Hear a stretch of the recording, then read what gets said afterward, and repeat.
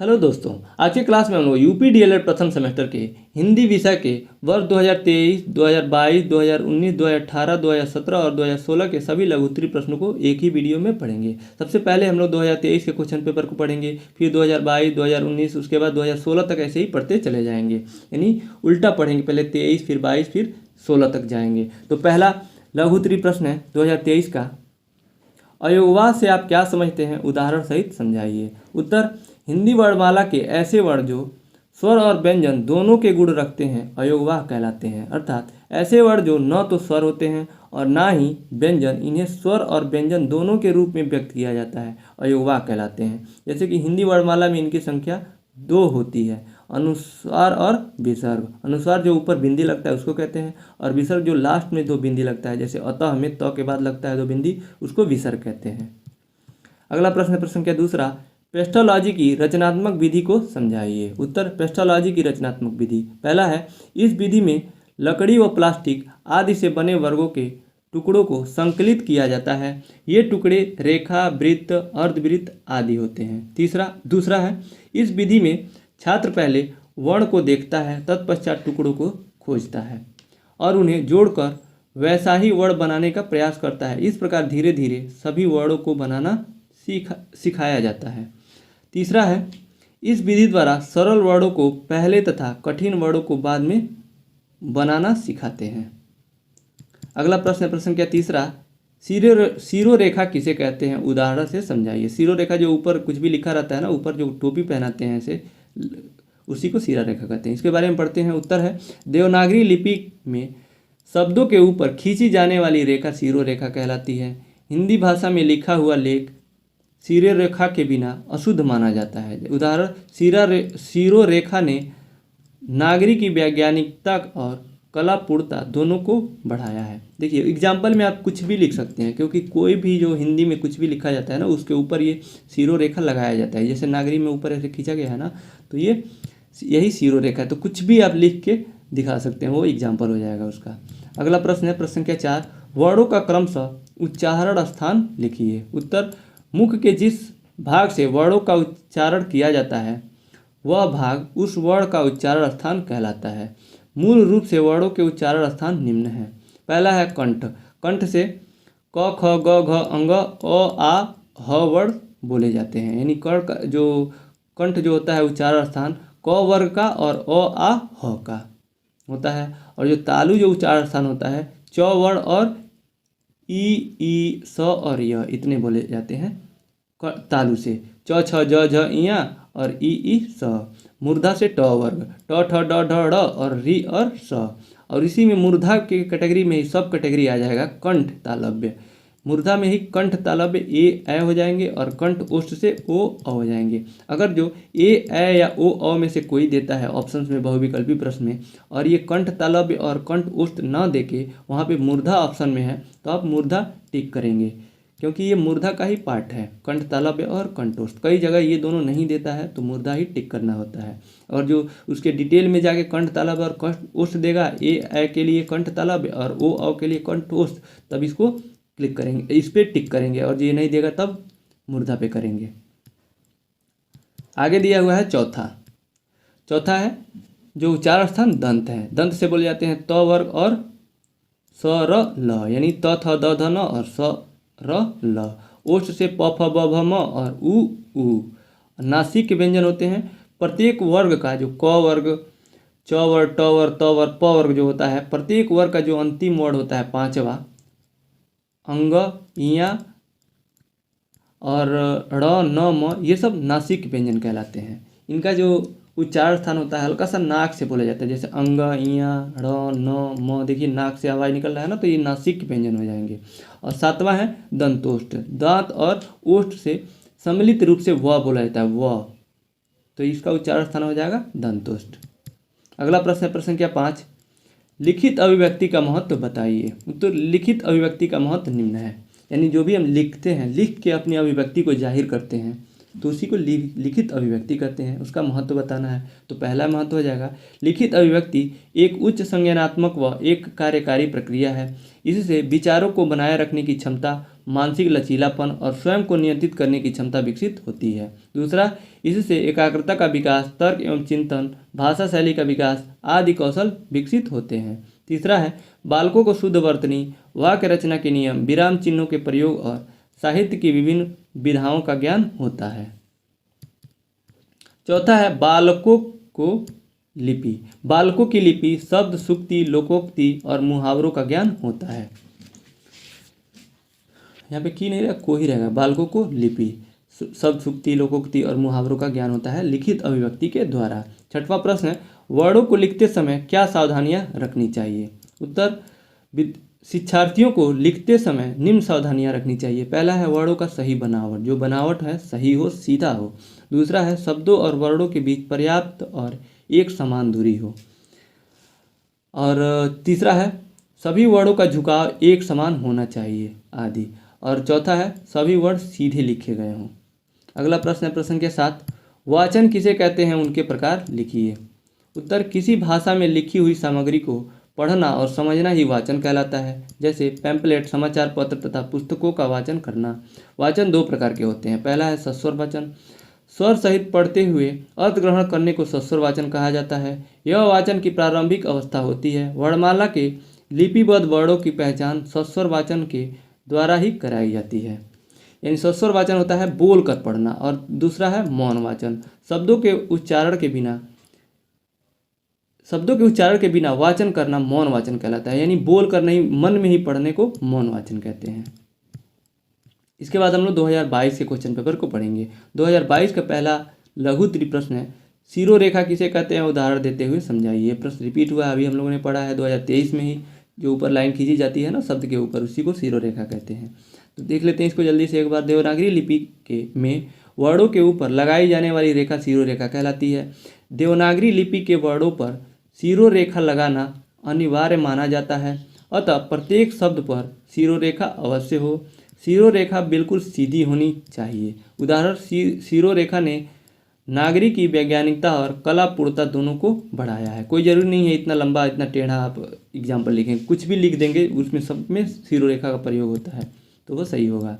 प्रश्न क्या 9 है, लेखन शिक्षण के महत्व को स्पष्ट कीजिए। उत्तर, हेडिंग लिखेंगे लेखन शिक्षण। भाव एवं विचारों की अभिव्यक्ति जब लिखित रूप में होती है तो इसे लेखन कौशल कहते हैं। लेखन शिक्षण का मुख्य उद्देश्य बालक के व्यक्तित्व का विकास एवं उसकी आत्म प्रकाशन तथा निर्णय शक्ति को प्रभावपूर्ण बनाना है। देखिए ऐसे ही संबंधित, इसी से संबंधित कुछ प्रश्न पूछा था, लिखित अभिव्यक्ति का पूछा था 2023 में।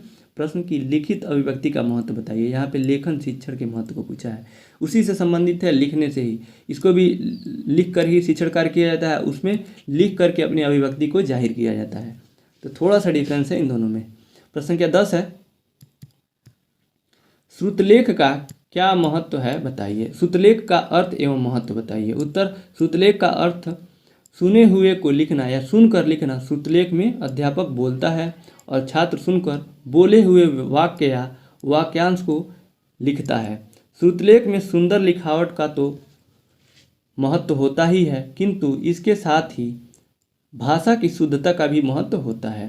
श्रुतलेख से श्रवण लेखन कौशल का अधिक विकास होता है। यानी सुन के लिखने को श्रुतलेख कहते हैं। नाम से ही स्पष्ट है, श्रुतलेख, सुनकर लिखना श्रुतलेख कहलाता है। इसमें जो लिखा जाता है उसकी सुंदरता और शुद्धता पे ध्यान दिया जाता है। प्रश्न क्या 11 है, उष्ण व्यंजन किसे कहते हैं, उनके नाम लिखिए। उत्तर, उष्ण व्यंजन वो सभी वर्ण जिनका उच्चारण करते वक्त हमारे मुंह से उष्ण अर्थात गर्म वायु बाहर की ओर निकलती है, उसे उष्ण व्यंजन कहते हैं। हिंदी वर्णमाला में कुल 4 यहाँ वर्षों नहीं है, वर्णों है। वर्णों को उष्ण व्यंजन के रूप में जाना जाता है जो निम्नलिखित हैं, जैसे कि स और ह। प्रश्न क्या 12 दिया है, देवनागरी लिपि की विशेषताओं का उल्लेख कीजिए। उत्तर, किसी भी भाषा को साधारण रूप से लिखना लिपि कहलाता है। हिंदी भाषा को जिस लिपि में लिखा जाता है, में यहाँ छूट गया है, में लिखा जाता है, वह देवनागरी लिपि कहलाती है। देवनागरी लिपि की विशेषताएं निम्नलिखित है। पहला है वर्ण विभाजन में वैज्ञानिकता। दूसरा है प्रत्येक ध्वनि के लिए एक चिन्ह, तीसरा है अपरिवर्तनीय उच्चारण, चौथा है उच्चारण और लेखन में एक रूपता, और पांचवा है वर्णात्मक लिपि, छठवां है समग्र ध्वनियों को अंकित करने की क्षमता, और सातवां है गद्यात्मक लिपि, और आठवां है, यहाँ पे आठवां रहेगा स्पष्टता, और नौवां नियमबद्धता। प्रश्न संख्या 13 है विलोम तुकांत एवं समानार्थी शब्दों का आशय उदाहरण सहित समझाइए। देखिए विलोम शब्द विपरीत को कहते हैं, विपरीत शब्द को विलोम शब्द कहते हैं। तुकांत जिसका अंत एक जैसा हो, यानी बोलने में एक जैसे लगे, जैसे कि पढ़ना लिखना, जो दोनों के अंत में ना है ना, तो ये तुकांत वाले हो जाएंगे। समानार्थी पर्यायवाची शब्दों को कहते हैं समान अर्थी, यानी समानार्थी होता है समान अर्थ वाले को। इसको पढ़ते हैं। पहला हेडिंग लिखेंगे विलोम, किसी शब्द का विपरीत अर्थ बताने वाले शब्दों को विलोम शब्द अथवा विपरीतार्थक शब्द कहते हैं। यहाँ से ये नीचे हो गया है, इसको पढ़ लेंगे। उसके बाद जैसे कि अस्त का विलोम उदय होता है, अस्त का अर्थ होता है ढलना और उदय का उगना, उसको इसका ये विलोम शब्द हो जाएंगे। दूसरा है तुकांत, तुकांत शब्दों को हिंदी भाषा में ऐसे दो शब्दों से, यहाँ से रहेगा के नहीं, से जाना जाता है जिनके अंत का वर्ण समान हो, जैसे पढ़ना और लिखना, दोनों का अंत का वर्ण समान है ना और ना है, ये तुकांत हो जाएगा। और इन शब्दों में पढ़ना और लिखना का अंतिम वर्ण अक्षर ना है, जो दोनों में समान है, इसलिए इन्हें तुकांत शब्द कहा जाता है। अगला है समानार्थी, तो इसको हेडिंग लिखेंगे समानार्थी, वे शब्द जिनका अर्थ एक समान होता है समानार्थी शब्द कहलाते हैं। समानार्थी शब्द को हम पर्यायवाची शब्द भी कहते हैं, जैसे कमल का समानार्थी जलज, पंकज, सरोज आदि। प्रश्न संख्या 14 है अनुस्वार एवं अनुनासिक ध्वनियों में क्या अंतर है, स्वोदाहरण स्पष्ट कीजिए। उत्तर अनुस्वार, पहला लिखेंगे अनुस्वार। अनुस्वार वे व्यंजन हैं जो स्वर के बाद आते हैं। नाक से अनुस्वार की आवाज़ निकलती है, जैसे पसंद, संभावना, अंतिम, यहाँ नाक से निकल रही है। और जो ऊपर बिंदी होता है ना शब्द के, इसको अनुस्वार कहते हैं। और अनुनासिक जो चंद्र बिंदु होता है उसको अनुनासिक कहते हैं। तो अनुनासिक को पढ़ते हैं। अनुनासिक वे स्वर हैं जिनमें मुख से अधिक तथा नासिका से कम ध्वनि निकलती है, जैसे गांव, कांच आदि। इसके बाद हम लोग 2019 के क्वेश्चन पेपर को पढ़ेंगे। 2019 का पहला लघु उत्तरीय प्रश्न है, प्रश्न संख्या 15, आँख, अश्व, समुद्र और सूर्य के एक एक समानार्थी शब्द लिखिए, यानी पर्यायवाची लिखना है। तो पहला आँख का पर्यायवाची हो जाएगा नेत्र, नच्छ, और अश्व का तुरंग या घोड़ा, समुद्र का सागर या जलधि, सूर्य का दिनकर, भानु, ये पर्यायवाची हो जाएंगे समानार्थी शब्द। अगला प्रश्न है प्रश्न संख्या 16, प्रश्नवाचक चिन्ह से आप क्या समझते हैं, उदाहरण सहित लिखिए। उत्तर लिखेंगे प्रश्नवाचक चिन्ह, प्रश्न पूछने हेतु वाक्य के अंत में सदैव प्रश्नवाचक चिन्ह का प्रयोग किया जाता है। जैसे कि इसका एग्जाम्पल हो जाएगा बस कब छूटेगी, तो यहाँ पे प्रश्न पूछा जा रहा है ना, तो अंतिम में प्रश्नवाचक चिन्ह का प्रयोग किया गया है। दूसरा है दुकान में कौन है, तीसरा है तुम्हारे हाथ में क्या है, चौथा तुम्हारी पेंसिल कहाँ है, ये प्रश्नवाचक चिन्ह हो जाएगा। अगला प्रश्न है प्रश्न संख्या 17, अनुलेख एवं श्रुतलेख में क्या अंतर है, समझाइए। उत्तर अनुलेख, अनुलेख का तात्पर्य उस लेख से है जिसमें किसी नमूने को देखकर उसकी प्रतिलिपि तैयार की जाती है। किसी सामग्री को देखकर उसका अनुकरण करना ही अनुलेख कहलाता है, यानी देख के लिखने को अनुलेख और सुन के लिखने को श्रुतलेख कहते हैं। दूसरा है श्रुतलेख, श्रुतलेख एक ऐसी तकनीकी है जिसमें छात्रों को वह लिखना होता है जिसे शिक्षक अधिकतम 3 बार पढ़ता है। दूसरे शब्दों में कही गई बात को सुनकर लिखने का ढंग श्रुतलेख कहलाता है। अगला प्रश्न है प्रश्न संख्या 18, लेखन शिक्षण की विविध विधियां कौन कौन सी है। उत्तर लेखन शिक्षण की विभिन्न विधियां निम्नलिखित है। पहला है पेस्टोलॉजी विधि, इस विधि में सबसे पहले बालक को अक्षर लिखना सिखाया जाता है। इसमें अक्षरों को छोटे छोटे टुकड़ों में विभाजित कर दिया जाता है तथा पुनः उसका सही योग करके पूर्ण अक्षर का ज्ञान कराया जाता है। दूसरा है अनुकरण विधि, इस विधि में शिक्षक श्यामपट्ट या कापी पर कुछ शब्द लिख देता है और छात्र लिखे गए वर्णों, यहाँ पे वर्णों रहेगा, वर्षों नहीं, वर्णों या शब्दों को अनुकरण करके लिखता है। यह विधि प्रारंभिक स्तर के लिए उपयुक्त होती है। तीसरा है मॉन्टेसरी विधि, मॉन्टेसरी पद्धति में या विधि में छोटे बच्चों को लिखने की शिक्षा देने हेतु 3 विधियों का प्रयोग किया जाता है। पहला है सबसे पहले बच्चे को लेखनी पकड़ने का अभ्यास कराया जाता है। दूसरा, बालकों को अक्षरों का स्वरूप बतलाने के लिए रेगमाल कागज का प्रयोग किया जाता है। इसमें बच्चे अक्षरों के बने हुए आकार पर उंगली फेरते हैं। और तीसरा है धीरे धीरे उक्त रेगमाल कागज पर उंगली फेरते फेरते बालक उसकी ध्वनि का भी उच्चारण करने लगते हैं। और चौथा है यहाँ पे, ये तो 3 मॉन्टेसरी विधि के 3 विधि थे जो हम लोगों ने यहाँ पढ़ा। शिक्षा देने हेतु 3 विधियों का प्रयोग किया जाता है। और ये चौथा विधि है रेखा विधि। अधिकांशतः देखा जाता है कि बच्चे कुछ रेखाएं खींचने लगते हैं। उन्हें इस प्रकार की तिरछी पड़ी सीधी एवं बड़ी रेखाओं में एक विशेष आनंद की प्राप्ति होती है। अतः बच्चों को इस प्रकार की रेखाएं आराम में खिंचवानी चाहिए। जब रेखा खींचने में उनके हाथ सधने लगे तो अक्षरों के आकार बनवाने प्रारंभ करना चाहिए। इसे ही रेखाओं द्वारा अक्षर बनाने की विधि कहते हैं। यानी रेखा विधि में सबसे पहले बच्चे इंटरेस्टेड होते हैं कि ऐसे रेखाएं खींचते हैं। ऐसे ही जो पहली बार नर्सरी में बच्चे जाते हैं वो रेखाओं खींचने में ऐसे ही पेंसिल को इधर उधर ऐसे ऐसे खींचते हैं, तो इसमें इंटरेस्टेड होते हैं। जब वो रेखाएं खींचना सीख जाएं, उनको कोशिश कीजिए कि सीधी रेखाएं खींचवाइए। जब ये सीखने में इंटरेस्टेड हो और उनको करने में मज़ा आने लगे, सीख जाएं, तब उनको अक्षर बनाना सिखाना चाहिए। यही है रेखा विधि में। अगला प्रश्न है प्रश्न संख्या 19, पूर्ण विराम एवं अर्ध विराम के 2 उदाहरण दीजिए। उत्तर पहला लिखेंगे हेडिंग पूर्ण विराम। वाक्य के अंत में प्रश्नवाचक वाक्यों को छोड़कर जो विराम चिन्ह का प्रयोग किया जाता है उसे पूर्ण विराम कहते हैं। जैसे कि प्रश्नवाचक और कामा, ये खड़ी पाई जो होता है ना, इसी को पूर्ण विराम कहते हैं। उदाहरण से समझ लेते हैं। मोहन पढ़ रहा है ना, एक वाक्य कंप्लीट हो गया है तो यहाँ पे खड़ी पाई खींचे हैं, इसी को पूर्ण विराम कहते हैं। दूसरे में श्याम ने खाना खा लिया है, तो ये जो खींचा गया है ना है के बाद, इसी को पूर्ण विराम कहते हैं। दूसरा पूछा था अर्ध विराम। एक वाक्य का दूसरे वाक्य के साथ संबंध बताना हो तो वहाँ अर्ध विराम का प्रयोग होता है। अर्ध विराम में पूर्ण विराम से कम समय रुकते हैं। यानी अर्ध विराम नाम से ही पता चल रहा है ना, अर्ध विराम यानी आधा समय। तो जैसे 2 एग्जाम्पल भी बताना था ना, तो पहला एग्जाम्पल हो जाएगा, श्याम तो अच्छा लड़का है किंतु उसकी संगति कुछ ठीक नहीं है। तो यहाँ पहले वाक्य का दूसरे से संबंध बताया गया है ना, कि अच्छा लड़का है लेकिन उसकी कुछ संगति यानी उसके फ्रेंड्स हैं अच्छे नहीं हैं, तो यहाँ पे अर्ध विराम का प्रयोग हुआ है। अर्ध विराम यही है के बाद जो प्रयोग में लाया जाता है। अर्ध विराम के लिए एक कामा का प्रयोग करते हैं, नीचे एक ऊपर बिंदी रहता है, नीचे उसी के साथ एक कामा लगाते हैं, इसी को अर्ध विराम कहते हैं। दूसरा एग्जाम्पल हो जाएगा इसका, नदी के किनारे टहल रहा था, मंद हवा चल रही थी, फिर अर्ध विराम, फिर हम लोग बातों में मशगूल थे कि सहसा एक चीख सुनाई पड़ी। यहाँ पे तीनों जो वाक्य हैं एक दूसरे से संबंधित हैं, संबंध बताया गया, इसलिए यहाँ पे अर्ध विराम का प्रयोग हुआ है। प्रश्न संख्या 20 है, हिंदी भाषा में प्रयुक्त होने वाले किन्हीं 4 विराम चिन्हों का नाम लिखिए, उदाहरण सहित स्पष्ट कीजिए। तो देखते हैं इसका उत्तर। हिंदी भाषा में प्रयुक्त होने वाले 4 विराम चिन्ह निम्नलिखित हैं। पहला है पूर्ण विराम।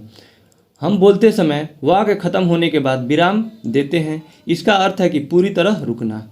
जैसे कि राजू पढ़ रहा है, तो जो यहाँ पे सेंटेंस कंप्लीट हो गया है तो एक खड़ी पाई लगाए हैं, इसी को पूर्ण विराम कहते हैं। दूसरा है अल्प विराम, यानी एक कॉमा लगाते हैं, इसी को अल्प विराम कहते हैं। जहाँ थोड़ी देर रुकना पड़े वहाँ अल्प विराम का प्रयोग किया जाता है, अर्थात एक से अधिक वस्तुओं को दर्शाने के लिए अल्प विराम का प्रयोग किया जाता है। इसका उदाहरण हो जाएगा, भारत में गेहूँ फिर कॉमा, क्योंकि दूसरे वस्तु का नाम लेना है, चना, बाजरा, मक्का आदि बहुत सी फसलें उगाई जाती हैं। तो यहाँ पे सभी जगह का एक बस दूसरे से अलग है ना, तो यहाँ पे कॉमा का प्रयोग हुआ है। तीसरा है वो योजक चिन्ह। योजक चिन्ह एक बीच में जो डैश देते हैं इसी को कहते हैं। 2 शब्दों में परस्पर संबंध स्पष्ट करने के लिए उन्हें जोड़कर लिखने के लिए योजक चिन्ह का प्रयोग करते हैं। जैसे रात दिन, आजकल, दिनों रात, ये सब लिखते हैं तो वहाँ पे योजक चिन्ह लगाते हैं। चौथा है लाघव चिन्ह। किसी बड़े तथा प्रसिद्ध शब्द को संक्षेप में लिखने के लिए उस शब्द का पहला अक्षर लिखकर उसके आगे इस चिन्ह यानी एक छोटा सा गोली बना देते हैं, एक सर्किल बना देते हैं, को लगा देते हैं, इसे ही लाघव चिन्ह कहते हैं। उदाहरण डॉक्टर राकेश में जो डॉक्टर के पहले जो छोटा सा लाघव चिन्ह बनाया है, छोटा सा सर्किल बनाया है, यही है लाघव चिन्ह, यही इसका प्रयोग किया जाता है। और अगला एग्जाम्पल हो गया पंडित किशोरी लाल में जो प के बाद लाघव चिन्ह का प्रयोग हुआ है, पंग के बाद। प्रश्न संख्या 21 है, सीरो रेखा किसे कहते हैं? 2 उदाहरण लिखते हुए समझाइए। ये भी प्रश्न रिपीट हुआ है, तो इसको पढ़ते हैं। उत्तर देखते हैं इसका। देवनागरी लिपि में वर्णों के ऊपर लगाई जाने वाली रेखा सीरो रेखा कहलाती है। देवनागरी लिपि के वर्णों पर सीरो रेखा लगाना अनिवार्य माना जाता है, अतः प्रत्येक शब्द पर सीरो रेखा अवश्य हो अवश्य होना चाहिए। शिरोरेखा बिल्कुल सीधी होनी चाहिए। इसका उदाहरण है, शिरोरेखा ने नागरिक की वैज्ञानिकता और कलापूर्णता दोनों को बढ़ाया है।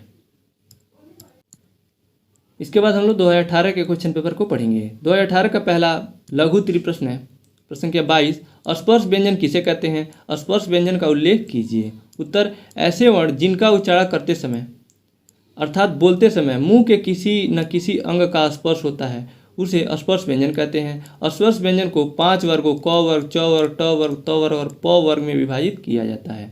यानी बोलते समय जो हवा होती है मुंह के किसी न किसी भाग को टच करती है, जिन वर्डों को बोलते समय वो सारे वर्ड स्पर्श व्यंजन कहलाते हैं। इनकी संख्या 25 होती है। जो क वर्ग, च वर्ग, ट वर्ग, त वर्ग और प वर्ग होते हैं, इतने ही जो वर्ड होते हैं इनके वर्ड वही स्पर्श व्यंजन कहलाते हैं। तो नीचे लिख देते हैं। क वर्ग में क, ख, ग, घ, अंग, च वर्ग में च, छ, ज, झ, ञ, ट वर्ग में ट, ठ, ड, ढ, ढ और त वर्ग में त, थ, द, ध, न और प वर्ग में प, फ, ब, भ, म। ये जो 25 वर्ड होते हैं, 5 5 25, एक में 5 है और ये 5 वर्ग हैं, तो 5 5 25 जो वर्ड होते हैं यही स्पर्श व्यंजन होते हैं। ये बहुविकल्पी प्रश्न में पूछा हुआ है कि स्पर्श व्यंजनों की संख्या कितनी होती है, तो वहाँ पे 25 हम लोगों ने टिक किया था। अगला प्रश्न प्रश्न संख्या 23, अग्नि, अमृत, गंगा और गुरु के एक एक समानार्थक शब्द लिखिए। उत्तर, समानार्थक शब्द या पर्यायवाची शब्द, अग्नि का हो जाएगा आग, ज्वाला, पावक, अमृत का सोम, मधु, अम्मी, सुरभोग, गंगा का भागीरथी, मंदाकिनी, जाह्नवी और गुरु का अध्यापक, आचार्य और उपाध्याय। यहाँ पे एक एक पर्यायवाची पूछा था हमने, यहाँ पे 3 3 4 4 पढ़ लिया। अगर जो ये 3 3 4 इसलिए पढ़े हैं क्योंकि आप ज़्यादा पढ़ेंगे तो आपको कम याद रहता है, बाकी सब तो भूल जाएगा, तो 1 2 तो याद रहेगा ही, जिससे कि आप प्रश्न को लिख लेंगे। अगला प्रश्न है प्रश्न संख्या 24, र वर्ण को कितने प्रकार से लिखते हैं, उदाहरण सहित स्पष्ट कीजिए। उत्तर, हिंदी भाषा में स्वर व्यंजन दोनों मिलकर वर्ण बनते हैं। र वर्ण को निम्न प्रकार से लिख सकते हैं, मतलब इसको कितने तरह से लिख सकते हैं, तो पहले की र लिख के उसके बाद सारा मात्रा उसमें लगा दीजिए, वो एक प्रकार हो जाएगा। जैसे र में अ का मात्रा र हो जाएगा, आ का मात्रा लगेगा रा हो जाएगा, री, री, रू, रू। यहाँ पे ये छोटा रू है और ये बड़ा रू है, ध्यान रखिएगा। ये मैंने उल्टा लिख दिया है, ये र इधर रहेगा, ये र इधर रहेगा। वैसे यहाँ पे क्रम से तो लिखना नहीं है, बस प्रकार बताना है, तो ये सही है। रू, रू, रे, रे, रे, रे 2 बार हो गया है, रे 1 बार रहेगा, रे, रो, रो। र के बाकी रूपों को लोग लिखने में गलती नहीं करते हैं, लेकिन र के उ और उ प्रकार की मात्रा में कई बार दुविधा हो जाती है। लेकिन देखिए, जो र, रा, री, रे, रे, रो होता है, ये सब तो आसानी से लिखा जाता है, इसमें कोई गलती नहीं होता। लेकिन जब ऊ की मात्रा र में लिखना रहता है, छोटा ऊ और बड़ा ऊ, तो इसमें दुविधा हो जाता है, यानी कन्फ्यूजन हो जाता है। ये अक्सर लोग गलत लिखते हैं। जैसे कि रुपया में छोटा र रहता है, र और ऊ मिल के रू लिखा जाएगा, छोटा रू ऐसे लिखते हैं, और बड़ा रू में ऐसे र बना के एक छोटा सा गोली भी रहता है, यहाँ पे एक छोटा सा सर्किल बना के तब ऐसे नीचे करते हैं ना, तो ये बड़ा रू होता है। तो इसी को बताया है, र और छोटा ऊ मिलके रू। इसका उदाहरण हो जाएगा रुद्र और रुचि, रुपये। और र और बड़ा ऊ मिलके रू होता है। जैसे उदाहरण रूप, अमरूद। ऐसे बोलने से ही पता लग रहा है रूप, ज़्यादा देर तक रू बोल रहे हैं तो रूप हो जाएगा अमरूद। और इसमें रुपया, रुचि, रुद्र, इसमें र बहुत कम समय के लिए बोल रहे हैं, रू बहुत कम समय के लिए बोल रहे हैं, इसको आप ध्यान में रखेंगे। अगला प्रश्न है प्रश्न संख्या 25, विराम चिन्हों से आप क्या समझते हैं कि इन 2 विराम चिन्हों को उदाहरण सहित लिखिए। उत्तर, विराम चिन्ह का अर्थ रुकना या ठहरना, अर्थात वाक्य को लिखने अथवा बोलते समय बीच में कहीं थोड़े बहुत रुकना पड़ता है, जिससे भाषा स्पष्ट, अर्थवान एवं भावपूर्ण हो जाती है, इसी को विराम चिन्ह कहते हैं। नीचे दिया हुआ है, हिंदी भाषा में प्रयुक्त होने वाले 4 विराम चिन्ह निम्नलिखित हैं। पहला है पूर्ण विराम, हम बोलते समय वाक्य खत्म होने के बाद विराम चिन्ह देते हैं, इसका अर्थ है पूरी तरह रुकना। जैसे राजू पढ़ रहा है, यहाँ पे विराम चिन्ह का प्रयोग हुआ है, पूर्ण विराम का प्रयोग हुआ है। दूसरा है अल्प विराम, जहाँ थोड़ी देर रुकने पड़े वहाँ अल्प विराम का प्रयोग किया जाता है, अर्थात एक से अधिक वस्तुओं को दर्शाने के लिए अल्प विराम का प्रयोग किया जाता है। जैसे भारत में गेहूँ, चना, बाजरा, मक्का आदि बहुत ही फसलें उगाई जाती हैं। ये मैं इसको जल्दी से इसलिए पढ़ रहा हूँ क्योंकि ये अभी प्रश्न हम लोगों ने कई बार पढ़ चुका है, यहाँ पे रिपीट हो रहा है प्रश्न। प्रश्न के 26 है, मौखिक अभिव्यक्ति के साधन लिखिए। इसके पहले हम लोगों ने लिखित अभिव्यक्ति का साधन पूछा था, यहाँ पे फिर मौखिक अभिव्यक्ति का भी पूछ लिया। इसका उत्तर हो जाएगा, मौखिक अभिव्यक्ति से तात्पर्य मन के विचारों को स्वतंत्र रूप से बोलकर अभिव्यक्त करने से है। व्यक्तित्व विकास के लिए सरल, स्पष्ट व प्रभावशाली मौखिक अभिव्यक्ति का होना आवश्यक होता है। मौखिक अभिव्यक्ति के साधन निम्न है। पहला है बातचीत को प्रोत्साहित करें। दूसरा है आँख से संपर्क बनाए रखें। तीसरा है विद्यार्थी को जोर से बोलने और स्पष्ट रूप से बोलने की याद दिलाएं। चौथा है विद्यार्थी से सुनी गई जानकारी का सारांश तैयार करने को कहें। और पांचवा सुनने के कौशल पर ध्यान दें। ये सब उसके मौखिक अभिव्यक्ति के साधन हो जाएंगे। प्रश्न संख्या 27 है लेखन शिक्षण की समान त्रुटियों को स्पष्ट कीजिए। उत्तर, छात्रों में लेखन संबंधी त्रुटियां पाई जाती हैं। मात्राओं की अशुद्धियां, वर्णों को उचित आकार में ना लिख पाना, उल्टे अक्षर लिखना, सिरोरेखा ना लगाना आदि लेखन संबंधी त्रुटियां कहलाती हैं। लेखन शिक्षण की समान त्रुटियां निम्न है। पहला है मात्रा संबंधी त्रुटियां। दूसरा है अर्धविराम संबंधी त्रुटियां, यानी मात्रा गलत लगा देते हैं बच्चे, वो भी त्रुटि होता है। और अर्धविराम, जहाँ पूर्ण विराम का यूज करना रहता है वहाँ पे अल्प विराम, जहाँ अल्प विराम का यूज करना रहता है वहाँ अर्धविराम या फिर पूर्ण विराम। तो ये अर्धविराम संबंधी भी त्रुटियाँ होती हैं। या फिर प्रश्नवाचक चिन्ह लगाना भूल जाते हैं, ये सभी अल्प विराम संबंधी त्रुटियाँ हो जाएंगी। और तीसरा है अल्प विराम संबंधी त्रुटियाँ, वही है विराम चिन्ह से संबंधित त्रुटियों में ही आ जाएगा। चौथा है संयुक्त व्यंजन संबंधी त्रुटियाँ। पांचवा है द्वित्व व्यंजन संबंधी त्रुटियाँ। छठवा है सिरोरेखा से संबंधित त्रुटि। प्रश्न संख्या 28 है श्रुतलेख का अर्थ एवं महत्व बताइए। उत्तर, श्रुतलेख का अर्थ सुने हुए को लिखना या सुनकर लिखना है। श्रुतलेख में अध्यापक बोलता है और छात्र सुनकर बोले हुए वाक्य या वाक्यांश को लिखता है। श्रुतलेख में सुंदर लिखावट का तो महत्व होता ही है, किंतु इसके साथ भाषा की शुद्धता का भी महत्व होता है। श्रुतलेख से श्रवण लेखन कौशल का अधिक विकास होता है। यह भी प्रश्न रिपीट हुआ है। इसके बाद हम लोग 2017 के क्वेश्चन पेपर को पढ़ेंगे। 2017 का पहला लघु त्रिप्रश्न है। प्रश्न संख्या 29 विराम चिन्ह कितने प्रकार के होते हैं। उत्तर, भाषा के लिखित रूप में उक्त ठहरने के स्थान पर जो निश्चित संकेत चिन्ह लगाए जाते हैं उन्हें विराम चिन्ह कहते हैं। व्याकरण के अनुसार सिर्फ 3 प्रकार के विराम चिन्ह होते हैं, पूर्ण विराम, अर्ध विराम और अल्प विराम। वैसे तो हिंदी में बहुत सारे विराम चिन्ह होते हैं। कई किताबों में 25 दिया है, कई किताबों में 22 दिया है, कई किताबों में 30 दिया है। लेकिन जो व्याकरण के अनुसार जो मुख्य रूप से जो विराम चिन्ह होते हैं वो 3 ही होते हैं, अर्ध विराम, अल्प विराम और पूर्ण विराम।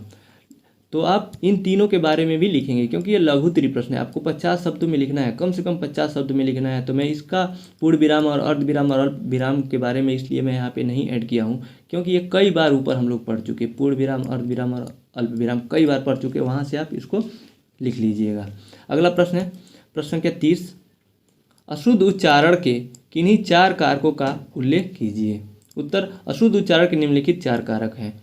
पहला है क्षेत्रीय प्रभाव। अशुद्ध उच्चारण के कारण में क्षेत्रीय प्रभाव भी शामिल है। जैसे पंजाब में क, ख, ग के बदले का, खा, गा का उच्चारण किया जाता है। क्षेत्रीय प्रभाव ये है कि हिंदी की जो अशुद्धि होती है, जो क्षेत्रीय जहाँ पे बच्चा रहेगा या फिर चाहे कोई भी व्यक्ति जहाँ पे रह रहा है, उसका जो जहाँ उसका निवास स्थल है, जहाँ पे वो पैदा हुआ है, वो क्षेत्रीय प्रभाव रहता है। और जो पंजाबी है, पंजाबी और जो हिंदी बोलेगा तो उसके पंजाबी का जो टोन रहता है हिंदी में रहता है। और जो राजस्थान का कोई है वो हिंदी बोलता है तो उसका अपना जो मदर टंग है उसका टोन रहता है। और जो कोई यूपी बिहार से थे उसका भी टोन उसमें हिंदी में रहता है। तो ये भी एक अशुद्धि का कारण है। जैसे पंजाबी में है ना, यहाँ पे जैसे में क, ख, ग को का, खा, गा बोलते हैं, तो हिंदी में भी बोलते हैं का, खा, गा ही।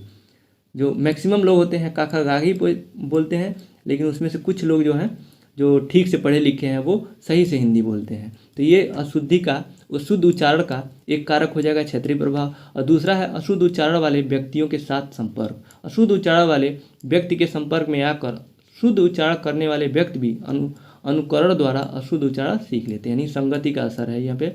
यानी संगति से भी अशुद्ध उच्चारण का ये कार्य हो जाएगा। जिसके साथ आप रह रहे हैं और उसकी लैंग्वेज ठीक नहीं है और वो अशुद्ध बोलता है, तो आप धीरे धीरे आपकी भी लैंग्वेज ठीक खराब हो जाएगी, उसी के जैसा आप बोलने लगेंगे। और तीसरा है अक्षरों और मात्राओं का अस्पष्ट ज्ञान। जब बालकों को अक्षरों का शुद्ध ज्ञान नहीं कराया जाए तो उच्चारण में वे अशुद्धियाँ करते हैं, यानी अच्छे से उनका शिक्षण कार्य न हो पाना। और चौथा है मानसिक असंतुलन, संकोच और भय के साथ बोलने से उच्चारण गलत हो जाता है, यानी डर से और संकोच से भी अशुद्धियाँ होती हैं बोलने में। प्रश्न संख्या 31 है छात्रों के अशुद्ध उच्चारण सुधार हेतु, सुधार नहीं है यहाँ पे, सुधार हेतु ध्यान देने वाले बिंदुओं का उल्लेख कीजिए। तो इसका उत्तर है छात्रों के अशुद्ध उच्चारण सुधार हेतु ध्यान देने वाले बिंदु निम्नलिखित हैं। पहला है शुद्ध बोलने के लिए उपकरणों का प्रयोग, दूसरा ध्वनि तत्व का ज्ञान देना, तीसरा यहाँ पे तीसरा है ये शब्दोच्चारण की शिक्षा अलग से नहीं देनी चाहिए, और चौथा है अक्षरोच्चारण के नियमों की यथा समय जानकारी देना। अगला प्रश्न है प्रश्न संख्या 32, उच्चारण शिक्षण की विधियों का संक्षिप्त उल्लेख कीजिए। तो उत्तर हो जाएगा इसका उच्चारण शिक्षण भाव एवं विचारों की अभिव्यक्ति व आदान प्रदान के लिए हम भाषा के दो रूपों का प्रयोग करते हैं, मौखिक और लिखित। उच्चारण बाल्यावस्था से ही बनता बिगड़ता है, अतः प्रारंभिक कक्षाओं से में उच्चारण की शुद्धता पर ध्यान देना आवश्यक है। बिना उच्चारण के ज्ञान के भाषा का ज्ञान असंभव है, अतः भाषा के ज्ञान के लिए शुद्ध उच्चारण आवश्यक है।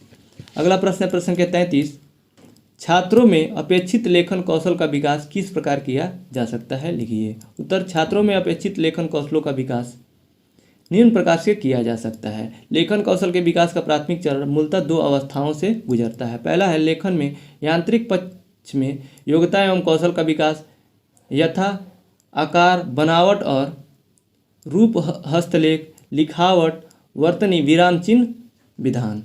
दूसरा है स्थिति की आवश्यकता के अनुसार व्याकरण सम्मत भाषा में स्पष्ट, सुसंगत और तर्कयुक्त ढंग से लिखकर संप्रेषित करने के कौशलों का विकास।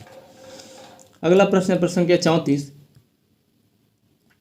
लेखन शिक्षण की विधियों का उल्लेख कीजिए। उत्तर लेखन शिक्षण की निम्नलिखित विधियां हैं। पहला है अनुकरण विधि। इस विधि के माध्यम से सामान्यतः विद्यालय में लिखना सिखाया जाता है, जिसे कि बच्चे देखकर लिखते हैं। ब्लैक बोर्ड पे टीचर लिखता है और उसको बच्चे अनुकरण करते हैं, देख के लिखते हैं। दूसरा है मॉन्टेसरी विधि। लिखना सिखाने की विधि मॉन्टेसरी की एक मौलिक देन है। लिखना सिखाने की यह पद्धति वास्तव में प्रशंसनीय विधि है। तीसरा है विश्लेषण विधि। विश्लेषण विधि में लेखन शिक्षण शब्द, वाक्य एवं वाक्य शब्द इन दो क्रमों में चल सकता है। दोनों क्रमों को रोचक बनाने के लिए चित्रों की सहायता भी ली जा सकती है। प्रश्न संख्या 35 है अर्ध विराम तथा पूर्ण विराम का अर्थ स्पष्ट करते हुए उनके एक एक उदाहरण दीजिए। ये भी प्रश्न देखिए कई बार पूछा जाएगा, चौथा कि पांचवा बार ये प्रश्न मतलब अर्ध विराम और पूर्ण विराम के बारे में लिखने के बारे में आया है। तो जल्दी से देख लेते हैं इसको, क्योंकि ये कई बार पढ़ चुके हैं हम लोग। अर्ध विराम, एक वाक्य का दूसरे वाक्य के साथ संबंध बताना हो तो वहाँ अर्ध विराम प्रयोग होता है। अर्ध विराम में पूर्ण विराम से कम समय रुकते हैं, जैसे श्याम तो अच्छा लड़का किंतु उसकी संगति कुछ ठीक नहीं है। नदी के किनारे टहल रहा था, मंद मंद हवा चल रही थी, हम लोग बातों बातों में मशगूल थे कि सहसा एक चीख सुनाई पड़ी। दूसरा है यहाँ पे पूर्ण विराम, यहाँ पे दूसरा नंबर रहेगा। हम बोलते समय वाक्य खत्म होने के बाद विराम चिन्ह देते हैं, इसका अर्थ है पूरी तरह रुकना। जैसे राजू पढ़ रहा है, यहाँ पे पूर्ण विराम का यूज हुआ। इसके बाद हम लोग 2016 के क्वेश्चन पेपर को पढ़ेंगे। 2016 का पहला लघु उत्तरीय प्रश्न है अग्नि, अमृत तथा गणेश के दो दो समानार्थी शब्द लिखिए। तो एक तरफ हम लिखेंगे शब्द, दूसरी तरफ समानार्थी शब्द या पर्यायवाची शब्द। अग्नि का समानार्थी शब्द हो जाएगा दो, आग और अनल। अमृत का सुधा पीयूष, गणेश का लंबोदर और गंजानन। प्रश्न संख्या 37 है अल्प विराम, अर्ध विराम, पूर्ण विराम, प्रश्नवाचक चिन्हों को एक एक उदाहरण देकर स्पष्ट कीजिए। देखिए ये हर साल पूछा गया है, ये प्रश्न बहुत इंपॉर्टेंट है, आप पढ़ के जरूर जाइएगा। वैसे इतना बार ये क्लास आप पूरा देखे होंगे तो आपको तो याद तो हो ही गया होगा। पहला है अल्प विराम, वाक्य के बीच में जहाँ बहुत ही कम समय के लिए रुकना पड़े वहाँ अल्प विराम चिन्ह का प्रयोग किया जाता है। उदाहरण राम, सीता, लक्ष्मण, हनुमान सभी भगवान के रूप में पूजे जाते हैं। दूसरा है अर्धविराम, जहाँ अल्प विराम की अपेक्षा कुछ अधिक देर तक रुकना पड़े वहाँ अर्धविराम का प्रयोग करते हैं। जैसे सूर्यास्त हो गया है, लालिमा का स्थान कालिमा ने ले लिया।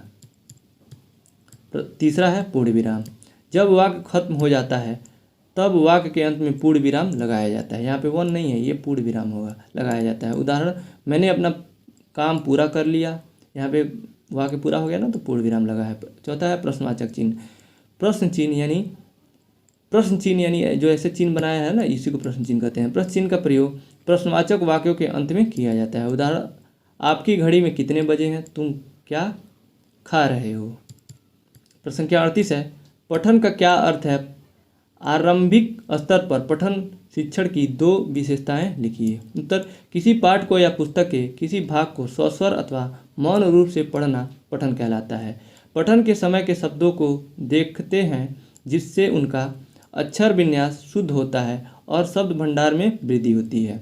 आरंभिक स्तर पर पठन शिक्षण की दो विशेषताएं निम्न है। पहला है, यह वाचन का बड़ा महत्वपूर्ण अंग है। अभी तक केवल इसी के आधार पर ही यह निर्णय किया जाता है कि बालक वाचन क्रिया में कहाँ तक निपुण है। दूसरा है, जहाँ बालकों के लिए आवश्यक है कि वे शब्दों का ठीक ठीक उच्चारण जानें, वहीं यह भी आवश्यक है कि शब्दों को पढ़ने समय उन्हें अर्थ की प्रतीति भी होनी चाहिए। क्या लिखा है? होती जाए। अगला प्रश्न है प्रश्न संख्या 39, कविता शिक्षण के विशिष्ट उद्देश्य को लिखिए।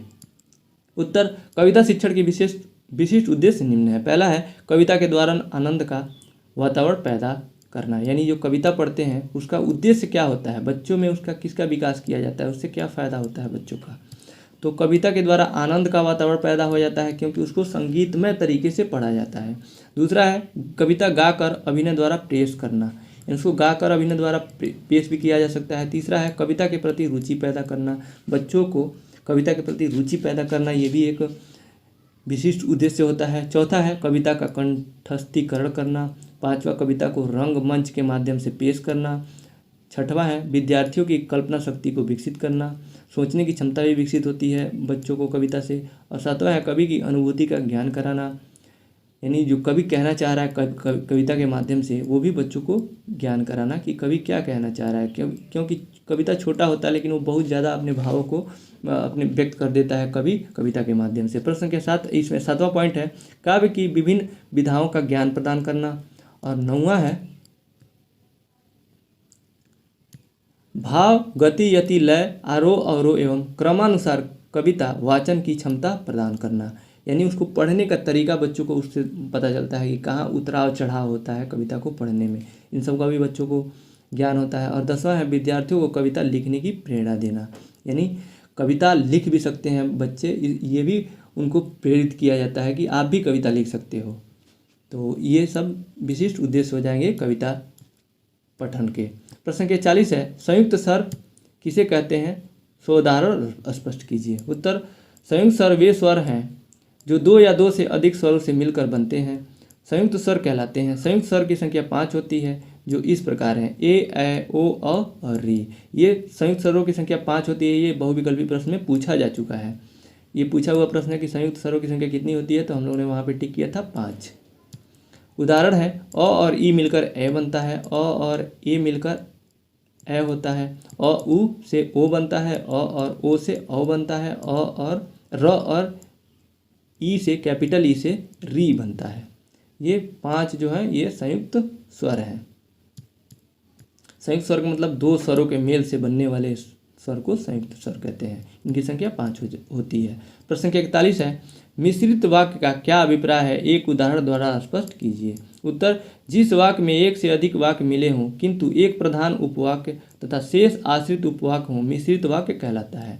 मिश्रित वाक्य उस वाक्य को कहते हैं जहाँ एक से अधिक वाक्य होते हैं जिसमें एक प्रधान वाक्य होता है और अन्य वाक्य उस पर आश्रित उपवाक्य होते हैं। जैसे कि उदाहरण, जो लड़के मेहनती होते हैं वे अच्छे होते हैं। इसका अर्थ है, देखिए यहाँ पे दो वाक्य जुड़ा हुआ है एक साथ, जो लड़के मेहनत होते हैं एक ये कंप्लीट वाक्य है और दूसरा है वे अच्छे होते हैं, ये एक कंप्लीट वाक्य है। लेकिन ये दूसरा जो वाक्य है पहले वाले पे डिपेंडेंट है, जो लड़के मेहनती होते हैं वही बस अच्छे होते हैं ना, यहाँ पे कहा गया वाक्य के अनुसार वे अच्छे होते हैं, तो ये पहले वाक्य पे दूसरा डिपेंडेंट है इसलिए मिश्रित वाक्य कहलाएगा। वैसे दूसरा एग्जाम्पल हो जाएगा, जैसे ही शाम हुई वह चली गई, यानी शाम होते वो गई ना, इससे संबंधित है दूसरा वाक्य, तो यह मिश्रित वाक्य का एग्जाम्पल होगा। इसके बाद प्रश्न संख्या 42 है, शुद्ध वर्तनी की आवश्यकता एवं महत्व स्पष्ट कीजिए।